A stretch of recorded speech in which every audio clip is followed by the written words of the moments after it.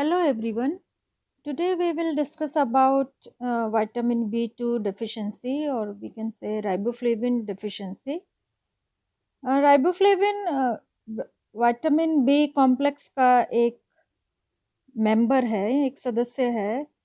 पहले हम thiamine deficiency के बारे में बात कर चुके हैं। राइबोफ्लेविन डेफिशिएंसी के अगर साइन एंड सिम्पटम्स देखें तो ये एक ऐसा विटामिन है जिसकी कमी से कोई डिज़ीज़ नहीं होती, लेकिन बहुत कई प्रकार के साइन एंड सिम्पटम्स देखे जाते हैं, जिसे सम्मिलित रूप से ए राइबोफ्लेविनोसिस कहते हैं। ए राइबोफ्लेविनोसिस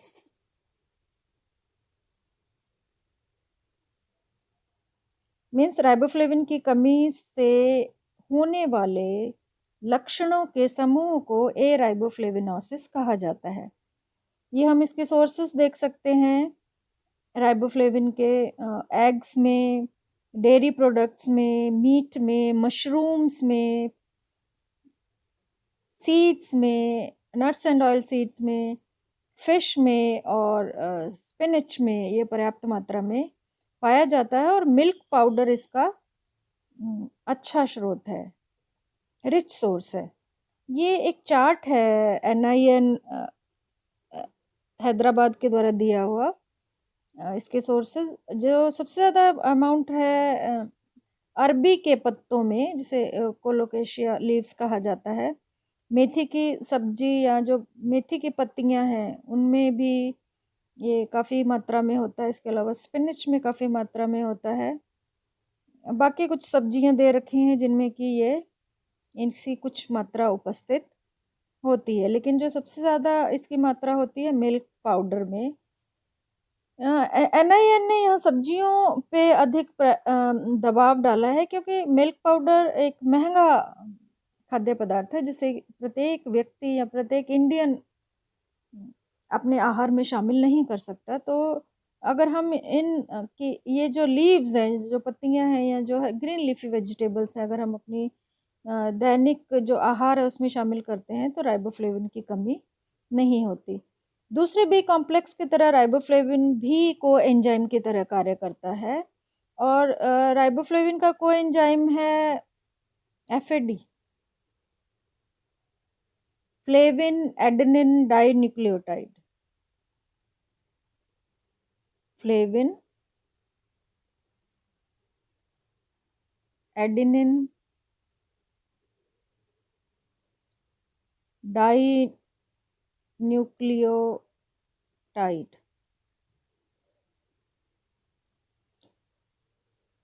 सभी मेटाबॉलिक रिएक्शंस के बाद, चाहे वो कार्बोहाइड्रेट के हों, प्रोटीन के हों, लिपिड्स के हों, ATP बनती है और उसमें FAD की विशेष भूमिका है। जिस तरह से थायमिन का कोएंजाइम TPP है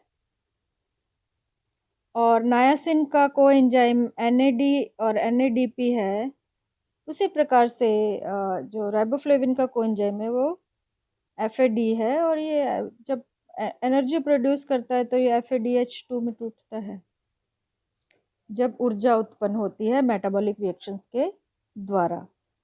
और प्रत्येक कोशिका के माइटोकॉन्ड्रिया में मेटाबॉलिक रिएक्शंस होती हैं। अधिकतर कुछ जीव द्रव्य में होती है, लेकिन अधिकतर माइटोकॉन्ड्रिया में होती हैं, और पोषक तत्व उपापचयित होकर कार्बन डाइऑक्साइड और जल में परिवर्तित हो जाते हैं और ATP के रूप में ऊर्जा निकलती है। तो वहाँ पे ये बी कॉम्प्लेक्स विटामिन्स के जो कोएंजाइम है, ये चाहे B1 हो, चाहे B2 हो, चाहे B3 हो, चाहे पेंटोथेनिक एसिड हो, ये जितने भी फॉलिक एसिड हो, बी कॉम्प्लेक्स विटामिन्स हैं, वो कोएंजाइम की तरह सभी मेटाबॉलिक रिएक्शन में कार्य करते हैं। अब इसको थोड़ा सा डिटेल में देखें। B2 is also known as riboflavin. इसे राइबोफ्लेविन कहा जाता है। राइबोफ्लेविन को कहने से पहले ये स्ट्रक्चर राइबोज, तभी इसका नाम रखा गया राइबोफ्लेविन। ये राइबोज की स्ट्रक्चर दिखाई दे रही है और ये फ्लेविन रिंग है। राइबोज शुगर के साथ फ्लेविन रिंग जुड़ी हुई है, इसलिए ये कहलाता है राइबोफ्लेविन। इसको 1872 में अलेक्जेंडर ब्लैक ने खोजा था। लेकिन इसका नाम भी विटामिन्स में शामिल करने के लिए बहुत लंबा समय लगा और उसको 1930s में इस डिस्कवरी को रिकॉग्निशन मिला। इसके बाद अगर हम इसके सोर्सेस देखें तो यह बीफ, लैम, सैल्मन, एग्स और डेयरी प्रोडक्ट्स में अधिक पाया जाता है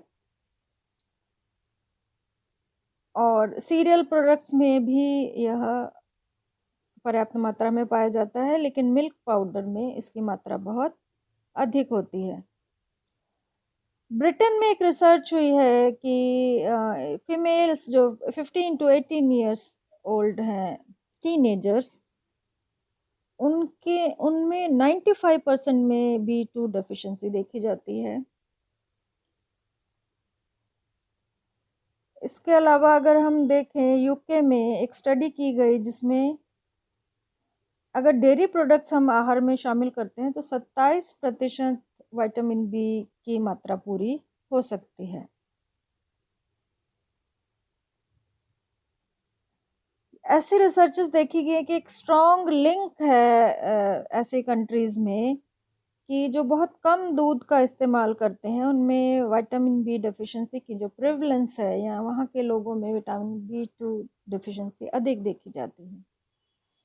आजकल बहुत ज़्यादा रिसर्चेस हो रही हैं और लोग डेयरी प्रोडक्ट्स को छोड़ रहे हैं कि इसमें हार्मोन्स होते हैं, ऑक्सीटोसिन होता है जो कि हेल्थ को नुकसान पहुंचा रहा है या हार्ट डिजीजेस हो रही है। लेकिन जो वेजिटेरियंस हैं अगर मिल्क को अपनी डाइट में इंक्लूड नहीं करते तो उसके कारण अदर न्यूट्रिशनल डेफिशिएंसी डिजीजेस का जो प्रतिशत है वो बढ़ता जा रहा है।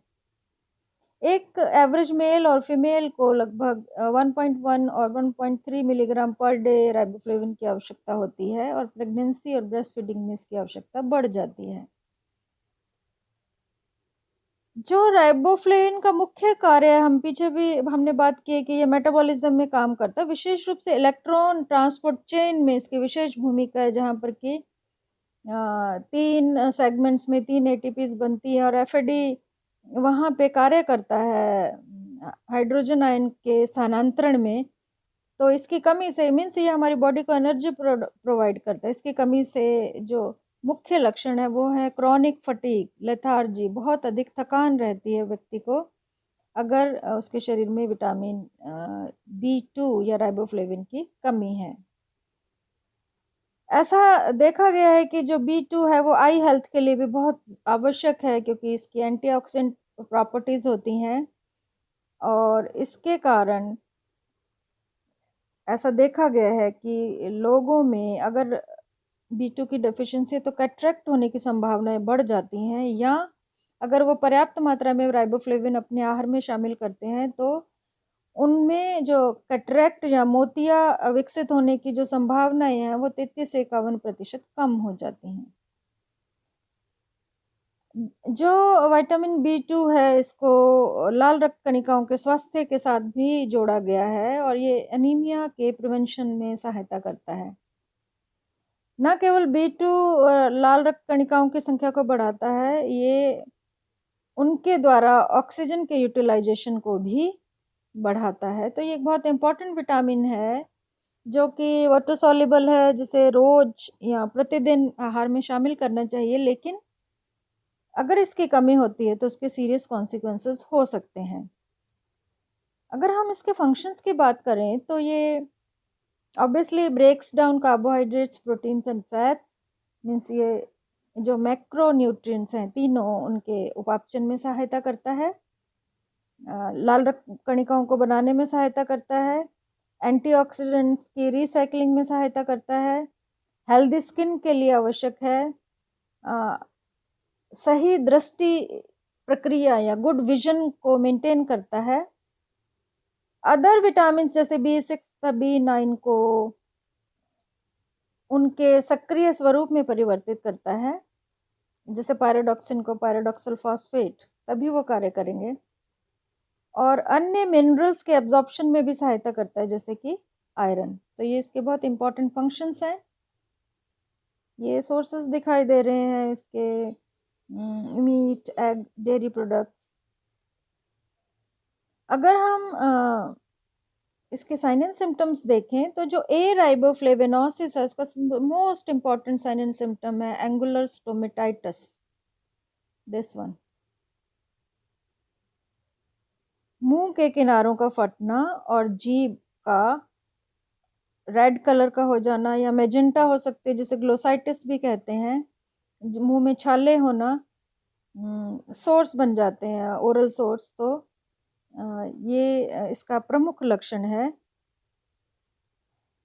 ये जो एंगुलर स्टोमेटाइटिस है वो B2 डेफिशिएंसी के कारण होता है, और विशेष रूप से अगर वेजिटेरियन है और वो लंबे समय से दूध का इस्तेमाल नहीं कर रहे हैं तो उनको B12 डेफिशिएंसी के साथ साथ राइबोफ्लेविन डेफिशिएंसी भी हो जाती है। ये भी एक फोटोग्राफ है एंगुलर स्टोमेटाइटिस का। ये मुंह, cracking of corners of mouth,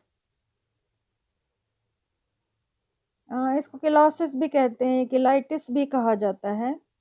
अगर हम इसके बारे में बात करें तो ए राइबोफ्लेविनोसिस के बारे में, तो लिप्स बहुत चमकदार और लाल हो जाते हैं। किलोसिस में का मतलब है lesions at the mucocutaneous junction at the angles of the mouth leading to painful fissures. ये दिखाई दे रहा है, किनारे फट जाते हैं और उसमें दर्द होता है, जिसे कि एंगुलर स्टोमेटाइटिस भी कहते हैं। मुंह के किनारों का फटना, मुंह में छाले हो जाते हैं, पेनफुल ग्लोसाइटिस, रेड, पर्पल या मैजेंटा टंग हो सकती है।